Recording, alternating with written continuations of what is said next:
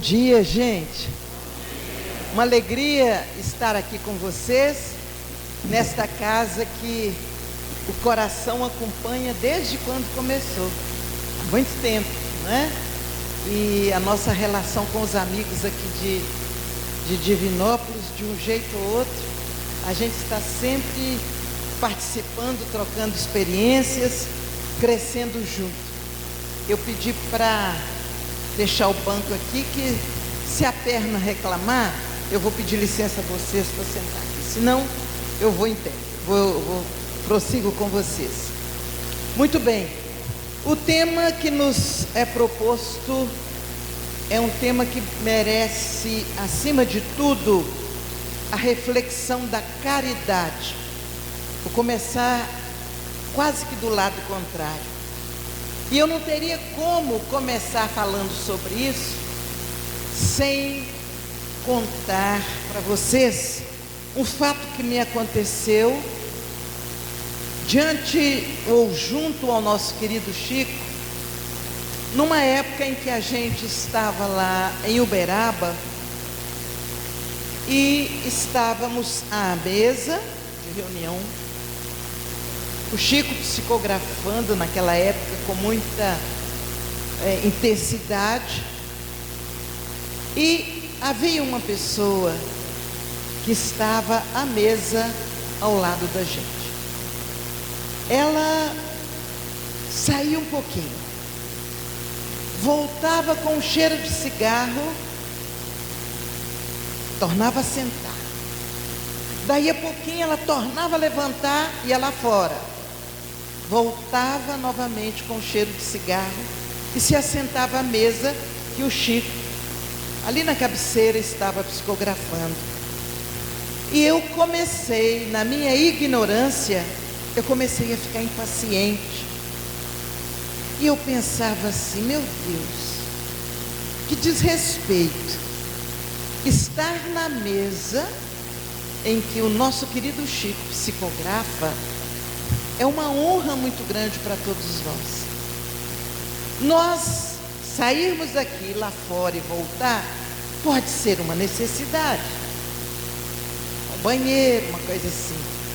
Mas se ela volta com cheiro de cigarro, ela vai lá fumar e volta e se senta à mesa. E eu, com aquela ideia de que a perfeição começa nessas práticas exteriores, era a minha ideia, e eu não disse nada para ninguém. Voltamos para a casa do Chico e estávamos ali numa roda, e o Chico atendia um, atendia outro, voltava, e ele chegou perto de mim e ele disse assim: pois é, quando nós falamos de vícios, nós precisamos refletir muito em tudo o que acontece, porque os vícios são tantos, os vícios têm tantas origens, e a gente vai observando aquele que muitas vezes fuma, ele faz uma prática plenamente exterior. Ele fuma e mostra para todos os que estão à volta. Ele se denuncia que está praticando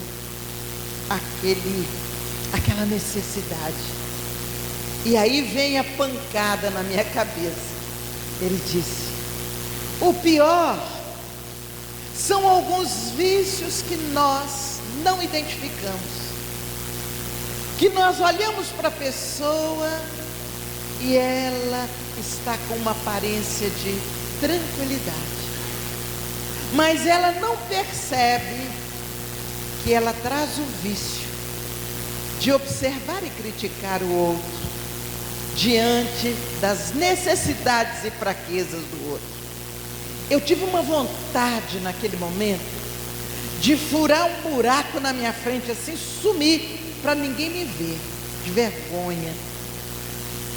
E ele me trouxe a lição exatamente para que a gente pudesse aprender, diante da liberdade que ele sempre tinha de conversar com a gente.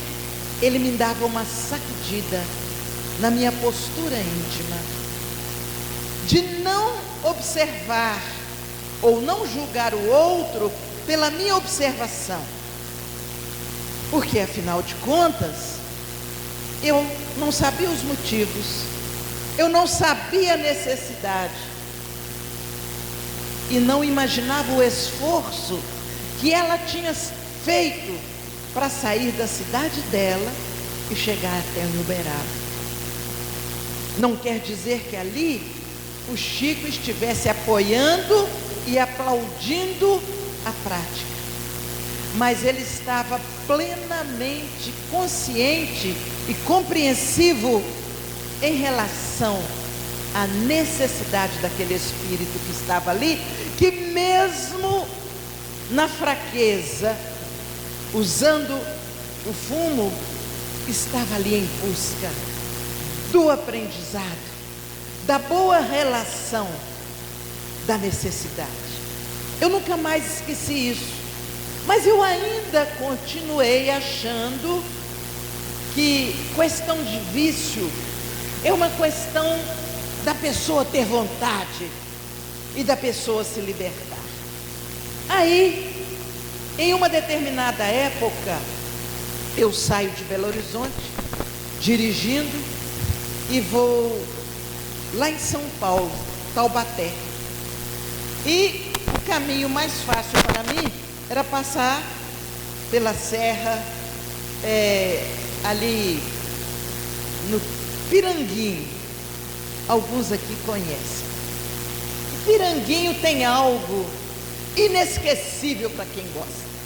Eu posso falar que eu não estou fazendo propaganda. Em Piranguinho, num pedaço da estrada que a gente passa, tem barracas e mais barracas e mais barracas, lindas, com coberturas alegres, festivas.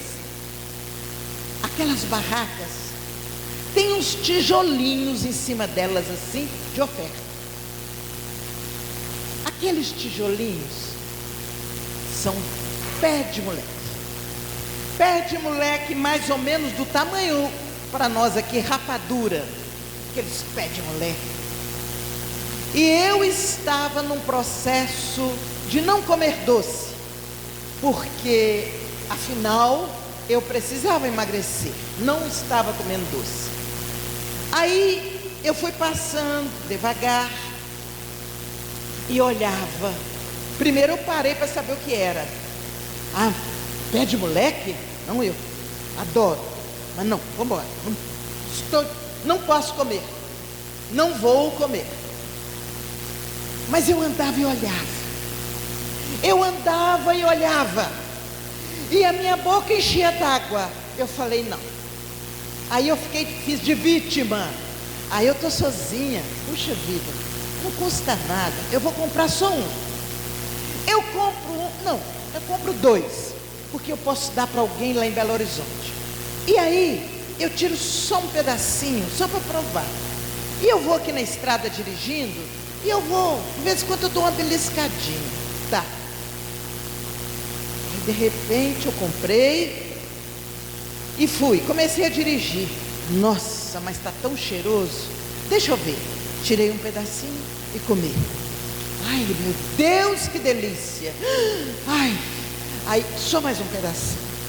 O certo é que quando eu cheguei em Taubaté, eu tinha acabado com um tijolinho de pé de moleque. Comendo, devagarinho, devagarinho. E o outro na volta não chegou em Belo Horizonte, porque eu estava em abstinência de doce. E também, pé de moleque não tem tanto açúcar assim, só um tiquinho e tal. O certo é que eu comi na ida e na volta, porque a desculpa é porque eu estava sozinha, então eu me distraía com um pedacinho de pé de moleque. Naquele momento, eu pude perceber que vício não é tão simples de você acabar com ele. Naquele momento eu identifiquei, ao passar pela experiência, que libertar-se de algumas práticas exige de nós conscientização, perseverança para abrir mão e, acima de tudo, uma vontade que supera todos os desejos da gente.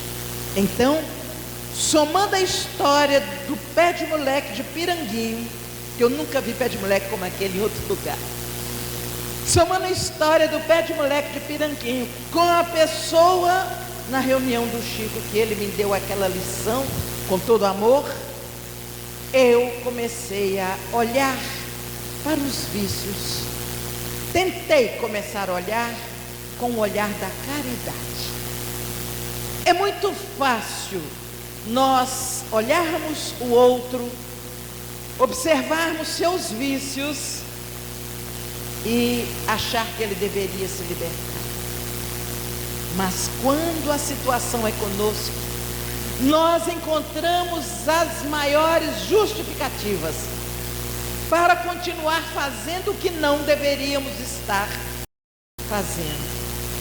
Então, este assunto que nos traz aqui hoje, não basta teorizarmos em torno dele. Teorizar em cima de vício, para mim, seria desnecessário, considerando que certamente tem aqui pessoas que estão especializadas na área da pesquisa, do estudo a respeito do assunto. Então, não precisa eu teorizar os vícios, mas eu vou refletir com vocês as necessidades que nós todos temos, não só de administrar as nossas limitações, mas também compreender o outro, e não só compreender, oferecer recursos que o outro possa dominar e aprender a partir dali. É essa a nossa proposta. Vamos, meu filho? Essa é a nossa proposta nesta manhã, de refletirmos sobre isso. A primeira coisa, sobre a conquista ou a aquisição de vícios. A gente não adquire vício só porque é fraco, não. Porque o maior argumento é assim: isso é fraqueza. Nem sempre é fraqueza. Às vezes a pessoa está passando por um processo difícil, emocional, moral, social, financeiro, sabe-se lá o quê, e ela não encontra liberdade de apoiar-se, de conversar com outra pessoa,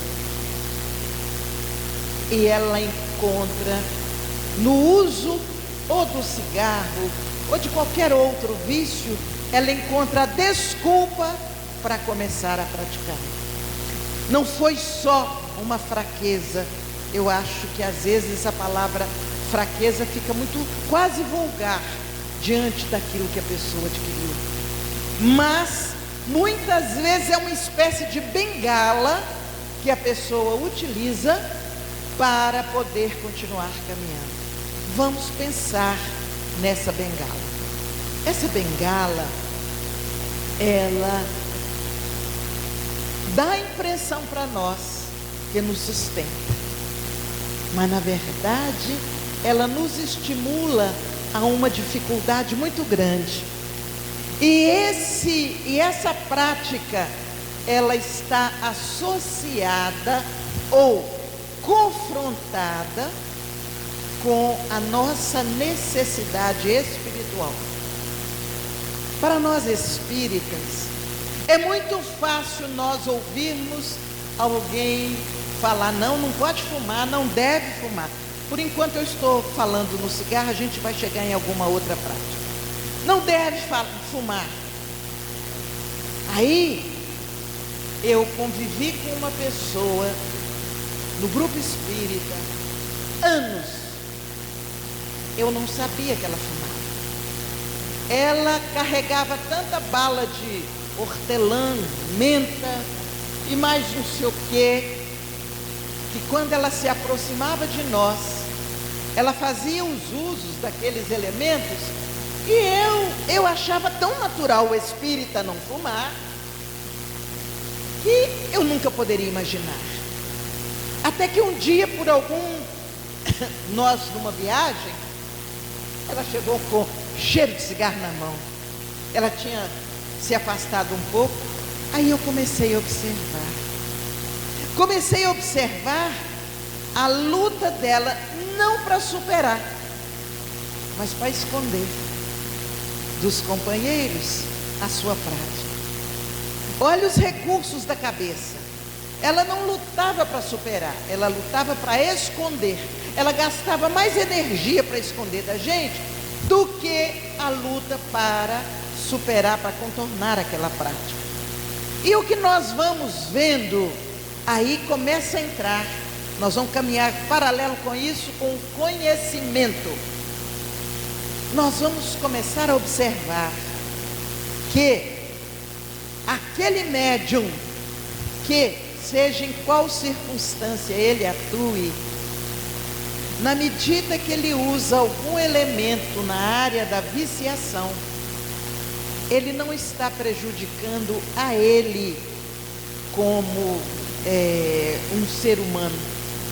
Mais do que isso, ele pode prejudicar todo o seu equipamento mediúnico, todo aquele arcabouço que serve de condições para que aquele médium atue.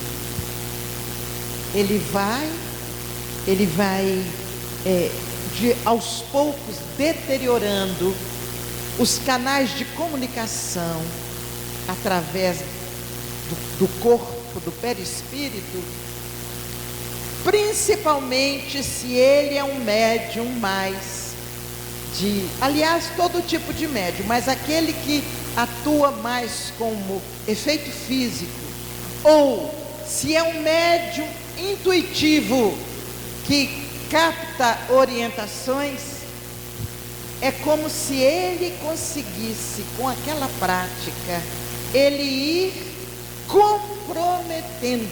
comprometendo os canais de comunicação e de liberação da sua energia mediúnica para todos os trabalhos do qual ele participa. Então, se você estuda e conhece, e se você assume o compromisso, você já vai ter mais facilidade de liberar-se daquele vício, mesmo que você sofra no início, mas você vai pensar em nome do esforço que os espíritos fazem para atuarem através de nós, junto aos que necessitam. E aí vocês vão falar assim: ué, mas e os médiuns de determinadas linhas de trabalho, linhas espiritualistas, que usam, por exemplo, o cigarro como recurso? O fato vai acontecer do mesmo jeito. Os bloqueios dos canais se dão do mesmo jeito. Só que aqueles médiums, com suas práticas também mais exteriores, eles acabam por processos de condicionamentos e de outras práticas, eles acabam ajudando de alguma forma a movimentar aquelas energias bloqueadas. Então começamos por aí. Precisamos compreender os vícios, mas precisamos conhecer o que eles provocam e precisamos saber como fazer para que a gente possa superar os vícios. Muito bem, eu falei nesse início no caso do cigarro. Se falarmos no aspecto da bebida, aí a situação ainda se complica, porque há um entorpecimento, não apenas da mente, mas também desses canais entre espírito, perispírito e corpo físico. E às vezes espíritos podem utilizar aquele canal, espíritos não muito esclarecidos podem utilizar aqueles canais e deturpar o trabalho mediúnico. Aí alguém vai falar assim: mas eu nem médium sou. Eu acho que eu vou sentar, viu, gente? Vou dar uma aliviada aqui na perna. Esse negócio da veieira da gente, quando a gente entra nos acontece essas coisas, sabe? 40, 50, 60, entrou nos você tem que acomodar de vez em quando seu corpo físico. Muito bem. Então, quando nós... Não, me deixa aqui, só pode deixar eu aqui. A veinha não precisa disso. Oh, meu Deus do céu. Oh, meu Jesus. Oh, meu Jesus.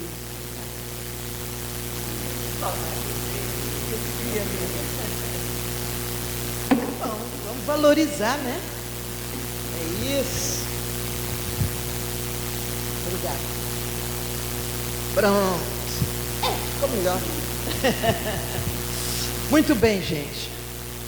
Na medida que nós vamos conhecendo todos os recursos que a espiritualidade utiliza para o socorro, para o amparo, para o esclarecimento, à medida que nós vamos conhecendo que mediunidade não é apenas a manifestação dos espíritos que se dá em torno de uma mesa, mas em qualquer local e horário, nós como médiuns, mesmo não sendo ostensivos, podemos ser utilizados pelos espíritos amigos em socorro de alguém mais necessitado.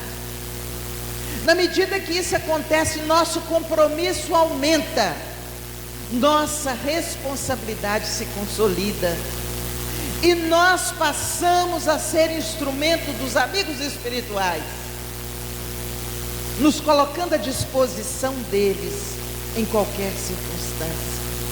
E nós vamos perceber que se há necessidade de nos mantermos adequadamente preparados, limpando a nossa mente, limpando o nosso corpo físico, nós também vamos precisar manter o nosso perispírito suavizado, para que nós possamos facilitar o trabalho dos amigos espirituais. Ou seja, eu estou falando aqui na interferência dos elementos viciosos na nossa prática mediúnica, independente de sermos médiuns que fazemos parte do grupo X ou Y.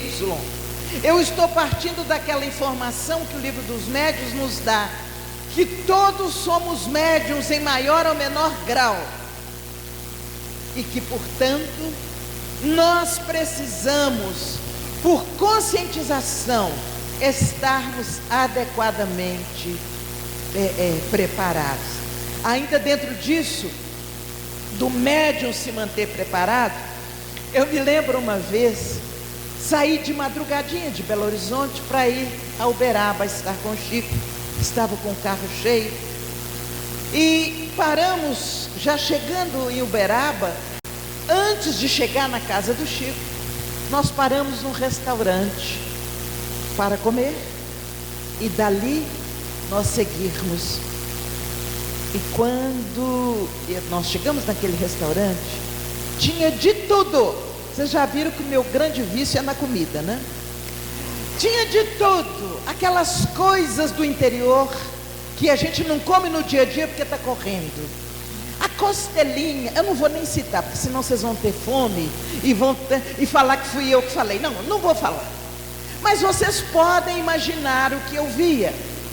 E na medida que eu via, meu olho crescia e eu punha no prato. E punha no prato, e punha no prato. E eu fiz aquela serra da canastra no meu prato. Sentei, mas eu aprendi com minha mãe que a gente não deixa sobra de comida no prato. Então não deixei sobra. Limpei o prato. Ali, depois de bem abastecida, agora vamos lá. Quando nós chegamos no Chico, oi gente, não gosto nem de lembrar. Ele disse: que bom que vocês chegaram. Eu estava esperando vocês aqui para a gente trabalhar num passe. Eu parei, eu falei: o que eu faço? Eu vou te sair, eu vou dizer que não, mas eu estou cheia demais, eu não estou nem podendo respirar o tanto que eu comi. Aí ficamos ali, ele falou: daqui a pouco, tá bom. Daí a pouco aconteceu um fenômeno. Aquelas cortinas lindinhas da casa dele, muito leves, aquilo deu uma esvoaçada, e elas ventavam como se estivéssemos ao ar livre, e ventava, e as cortinas esvoaçavam, e eu falava: meu Deus, mas que vento é esse? Bom, passado o vento, a minha digestão também se fez, foi de imediato, instantâneo. Eu me senti leve, eu me senti em condições de trabalhar. Mas ali eu aprendi que o médium, ele não pode, por mais que ele queira, ele não pode exagerar naquilo que o agrada no dia a dia. Pode até matar a vontade, sim, porque nada proíbe, nada, mas que a gente faça de forma regrada. Eu podia ter comido de tudo que eu vi, que eu queria, que eu gosto, mas eu poderia ter comido menos. São pequenas práticas que a gente vai aprendendo com o passar do tempo, e nós entendemos que as grandes viciações encontram no médium frágil o grande canal de estragar, dificultar a nossa relação com o plano espiritual. Muito bem, nós vamos seguindo na nossa conversa. No dia a dia, nós temos visto que nós já conseguimos nos libertar, por exemplo, de determinadas práticas. Outro dia eu ouvi alguém dizer: eu não como nada que mexe. Eu falei: como é que é? Eu não como nada que mexe. Eu falei: meu Deus, agora na hora que eu comer eu penso assim: peixe mexe, não posso comer. Carne, o bicho mexe, não posso comer. Abóbora, não, abóbora não mexe, mas a folha dela o vento balança, não. Aí eu fiquei aflita. Não como nada que mexe. Olha como nós precisamos estar atentos. Olha como nós precisamos estar atentos. E a pessoa dizia assim: não, eu tenho que estar plenamente limpa para o trabalho de passes que eu exerci. E aí eu pensava assim: e se ela não comer nada que mexe, mas ficar pensando no que mexe, com vontade de comer porque estava bonito lá no balcão? Qual é o compromisso maior? O de não comer material, ou a mentalização? Eu estou aqui aplicando passe, mas eu não posso. Ai, aquele peixe, não, deixa ele lá, não vou comer. Eu estou aplicando. Qual será aquele que interfere mais? O que eu estou tentando dizer para vocês? Eu estou tentando dizer que as nossas práticas devem ser zeladas, não vou falar vigiadas, zeladas por nós, sem o exagero do fanatismo, olhando com cuidado, com equilíbrio, com vigilância, aquilo que usamos, aquilo que falamos. E na medida que eu vou chegando, saindo desse assunto, dizendo o que falamos, o que cuidamos, nós vamos encontrar uma outra área de viciações que elas são muito engraçadas, parecidas com aquela que eu tive quando eu critiquei mentalmente e o Chico me mostrou que viu e percebeu que eu critiquei. São aqueles vícios mentais que muitas vezes nos provocam até o afastamento de certas pessoas. São os vícios mentais, por exemplo, da crítica. Eu estou viciada em crítica. Eu critico tudo que vem. Passa a ser um vício se eu não vigiar. O vício mental da mentira. Tem pessoas que estão tão habituados a mentir, que se parar de mentir de uma vez adoece. Adoece porque aquela energia da mentira alimenta a pessoa de pé. Ela para de mentir de uma vez, ela adoece. É verdade. Então, o que é preciso com aquela pessoa que está viciada na mentira? Ajudá-la a substituir os padrões mentais, a substituir. Toda vez que vem a mentira, vai falar? Ela fala alguma coisa diferente, fala sobre uma flor, sobre algo da natureza. Ela vai substituindo os elementos que vão ocupar a sua mente. Os vícios mentais são aqueles que muitas vezes levam as criaturas a doenças perigosíssimas no aspecto psicológico e psiquiátrico. Eu falei com o Eurípides, eu não queria falar nada sobre psiquiatria. Ele falou, mas Joselma, você está na direção do André Luiz. Eu estou, mas não quero falar sobre isso não. E de fato eu estou como, no momento eu estou na presidência do Instituto André Luiz, que mantém o Hospital Espírita André Luiz, mas cada vez mais eu percebo o quanto as viciações mentais levam as pessoas a perturbações tais, que elas precisam de todo um amparo, de todo um recurso do Evangelho de Jesus, do apoio daqueles espíritas conscientes que estão por perto, para que elas possam superar as suas dificuldades e suas tendências. E quantas pessoas estão ali dentro, às vezes já não desta encarnação, mas elas estavam tão preocupadas em abrir mão de certos elementos viciosos, que elas vêm nessa encarnação com a mania, abençoada mania de limpeza, e lava a mão, e lava a pia, e lava o prato, lava a mão e lava a pia, e vai limpar e está sujo, eu quero limpar. É um recurso muitas vezes, não estou afirmando que é sempre, viu gente, mas é um recurso que muitas vezes a pessoa traz do passado distante, onde de tanto perceber as consequências de equívocos, de pequenos erros, ela passa a ter essa mania de limpar tudo fisicamente e certamente uma vigilância no aspecto da mente.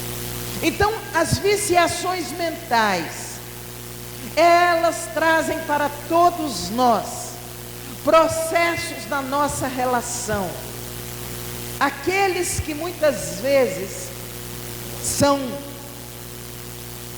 levados para práticas da psicopatia. Meu Jesus, quanta dor as pessoas, e mais os médiuns psicopatas, quanta dor eles causam no ambiente onde atuam.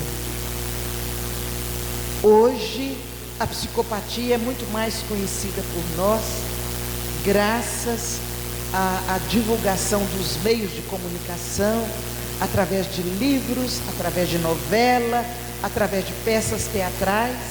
E aí a gente vai se lembrando daqueles que se relacionam conosco. Meu Deus, então aquele era também. E a gente vai aprendendo que a psicopatia, ela é fruto de viciações mentais, que atravessa uma encarnação para outra, que começa muitas vezes com a viciação de mentir, com a viciação de criar histórias, fantasias, e dali elas começam a colocar pessoas nos seus casos de fantasia, e quando assusta, elas tornaram aquilo um hábito tão natural para elas, que elas têm prazer em praticar, e que não percebem que estão sendo instrumento da dor de muitas pessoas. Um médium psicopata estraga grupos, divide equipes, cria tendências, e se não houver naquele grupo alguém moralizado, mas eu estou falando moralizado pelo Evangelho, se não houver alguém evangelizado, melhor dizer assim, aquele grupo pode ser destruído por causa de um psicopata, de um médium psicopata. Fruto de quê? Dos vícios que vieram, se não na própria encarnação, vem de outras.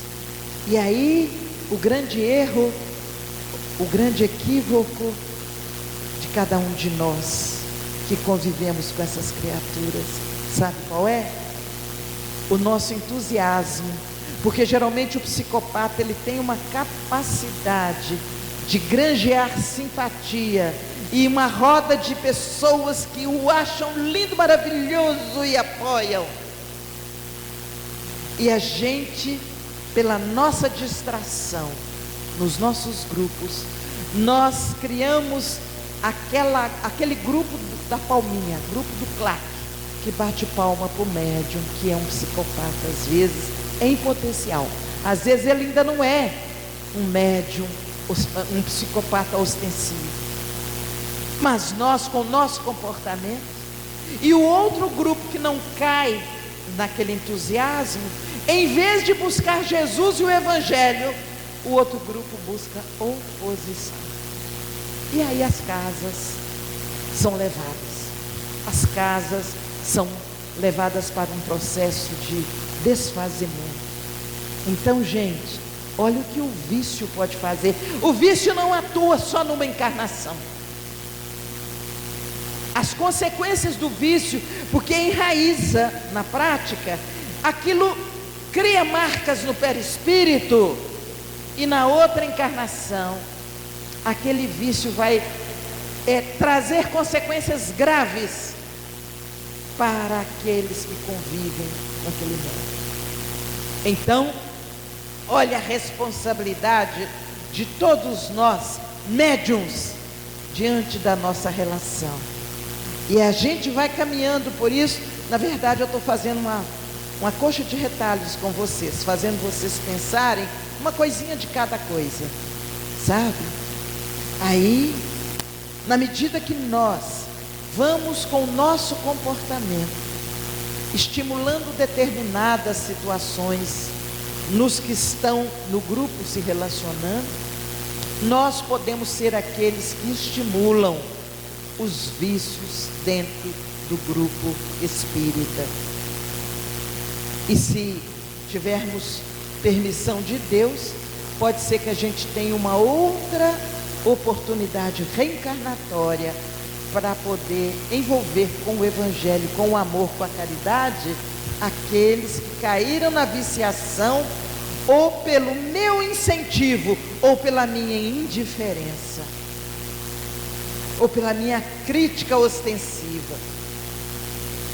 Na medida que isso acontece, esses vícios mentais, a gente dá uma passeadinha rápida pelos vícios morais. E os vícios morais, eles são um pouquinho de cada coisa que eu falei até aqui. Porque as pessoas que os praticam, elas caíram tanto na prática que elas não conseguem enxergar que algo não está muito bem naquilo que fazem. E elas, nesses vícios morais, elas muitas vezes se tornam instrumentos da queda de muitos pela prática do sexo em desalinho, da queda de muitos pela viciação no uso de bebidas totalmente desregradas e outros. Tudo isso que a gente deu, essa pincelada, foi para pensar um pouco mais, nós que aqui estamos, no que é que nós podemos fazer para diminuir a incidência das viciações em nós e em torno de nós, na família, nos grupos, na sociedade. O que é que nós podemos fazer? Os espíritos amigos estão fazendo a parte deles. Os espíritos amigos têm mandado livros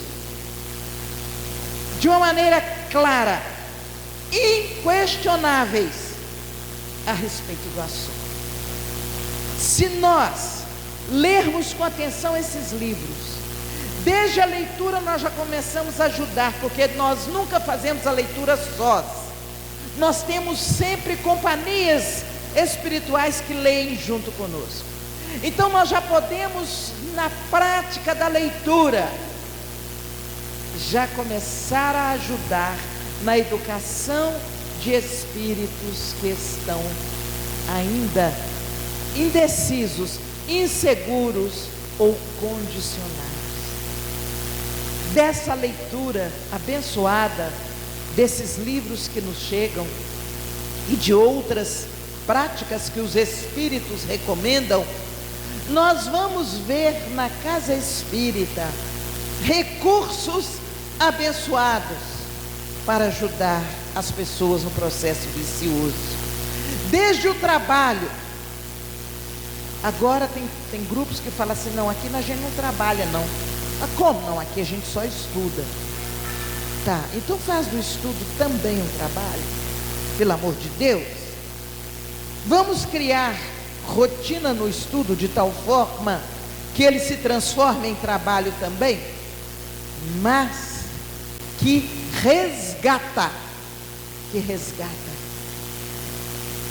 Casas espíritas que possam criar equipes de costura, faz roupa de cama. Uma vez uma senhora de um aglomerado: você não tem uma toalha para me dar? Não, pensei que era toalha de banho. Ela falou: não, é uma toalha de mesa, que eu nunca tive toalha de mesa, você acredita, dona? Eu só ponho jornal. Eu queria nesse Natal pôr uma toalha de mesa. Eu levei um susto, que eu nunca tinha pensado nisso. Vamos criar serviço, vamos fazer toalhas simples, de pano simples, vamos fazer enxovais para as crianças. Gente, a gente nunca sabe qual é o espírito que vai nascer ali naquela casa.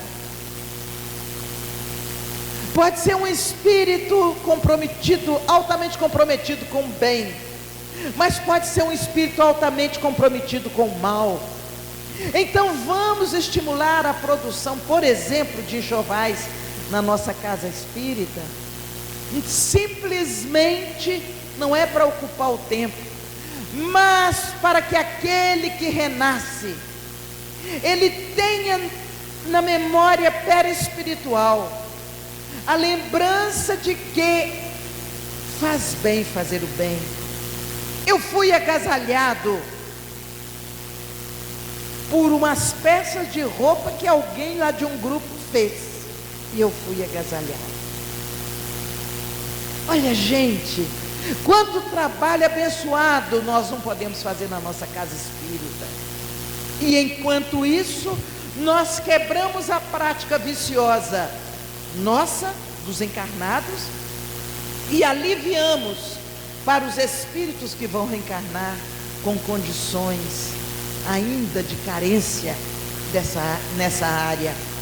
Então, o trabalho no bem é uma alavanca de proteção para o trabalhador e para o espírito que chega. Eu me lembro de uma história de um obsessor que ele perturbava aquela criatura dia e noite, dia e noite, dia e noite. Ele fazia de tudo para perturbar o ambiente dela. E ele dizia: eu não dou sossego a ela, eu vou acabar com ela. E os amigos espirituais já tinham tentado de tudo e não conseguiam. Então eles decidem, com permissão dos superiores, que a que for a mãe daquele espírito obsessor, ela ia reencarnar. E ela reencarnou, e a menininha foi colocada na porta daquela senhora que o obsessor perseguia. Naquele tempo não havia tantas exigências legais. E a senhora, ao ir varrer de manhã, foi varrer o passeio lá fora, encontrou aquele embrulhinho lindo. E ela pegou aquela criança e amou profundamente. Buscou saber de onde, se alguém e tal, não encontrou as mães ou a família daquela criança.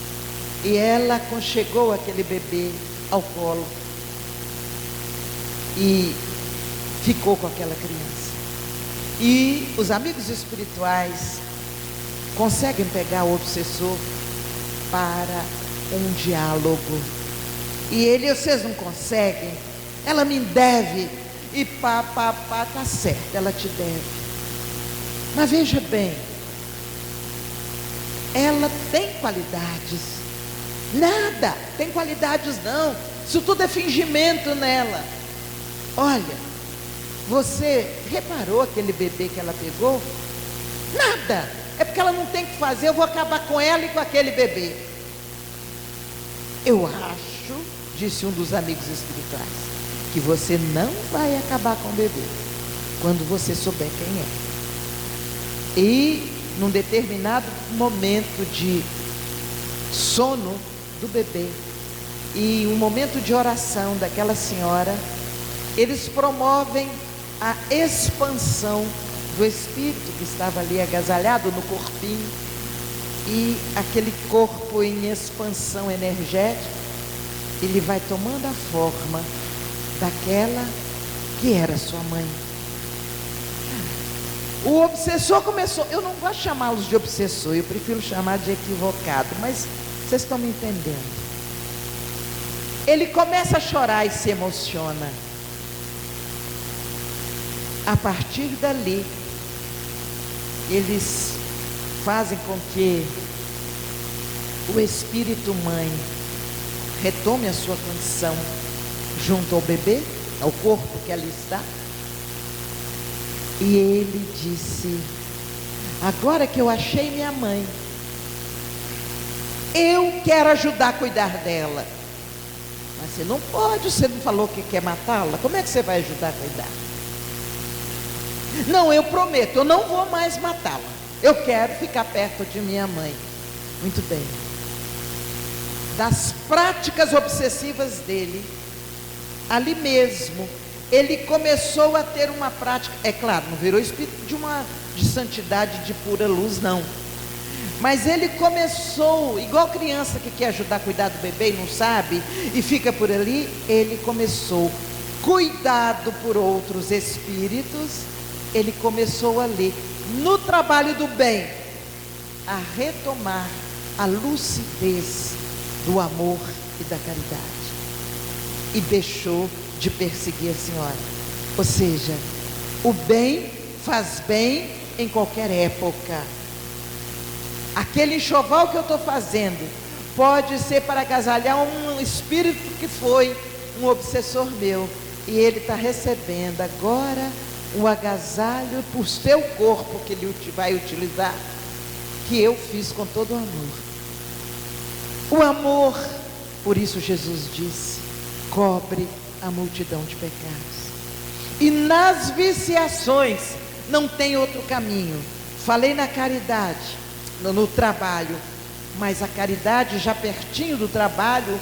A caridade é outro instrumento que nos leva a perder determinados vícios e a fazer com que a gente vá ocupando o espaço que utilizávamos com a prática negativa do vício, que a gente passa a utilizar aquele espaço com o esforço para praticar o bem. Isso é muito interessante. No dia a dia, o esforço vai se transmutando. E eu já esqueci o tempo que eu tenho que falar, meu amigo. Você fica de olho em mim aí, ô Jurante? Fica de olho em mim e me dá um sinal, porque eu perco, viu? O povo fica com fome aqui. Ah, muito bem. Então, a prática, a substituição se dá de uma forma natural. É muito interessante nós observarmos que um defeito que muitas vezes nós tínhamos no passado, ele passa a ser utilizado agora para o bem. Dou um exemplo. Pode ser que no passado eu tivesse uma coragem profunda para sair enfrentando, matando, destruindo. Era uma coragem que a nada resistia. Aí o tempo passa, eles vão pondo Jesus no meu coração devagarinho, na minha mente, eu vou entendendo, mas a coragem que eu tinha, eu não perco. Só que agora eu vou usar a coragem não para matar, para destruir. Eu vou usar a coragem para construir o bem em torno de mim ou perto de mim. Ou seja, o que era uma limitação passa a ser uma qualidade. Isso acontece com a viciação. Vocês não vão falar aqui porque eu falava muito dos outros, não. Mas pode ser que alguém que agora tem que ficar falando para os outros assim: olha, gente, vamos amar, vamos praticar a caridade. Pode ser que a gente usava a boca muito inadequadamente. Era uma viciação. A boca usada para o equívoco. Aí os amigos espirituais vão devagarinho e na lei de causa e efeito. Quando eu assusto, estou usando a mesma prática já aprendida da fala para estimular o bem, para esclarecer o bem, para estimular a paz. Na nossa vida, gente, a lei, aquela lei que diz assim: olha, da natureza nada se perde, nada se cria, tudo se transforma.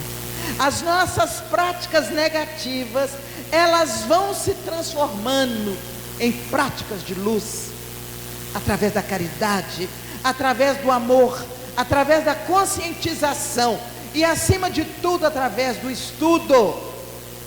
Nós só vamos ajudar a aliviar as viciações na face da terra quando o esclarecimento numa asa e na outra asa, caridade, o esclarecimento e a caridade trazerem o equilíbrio para a sociedade.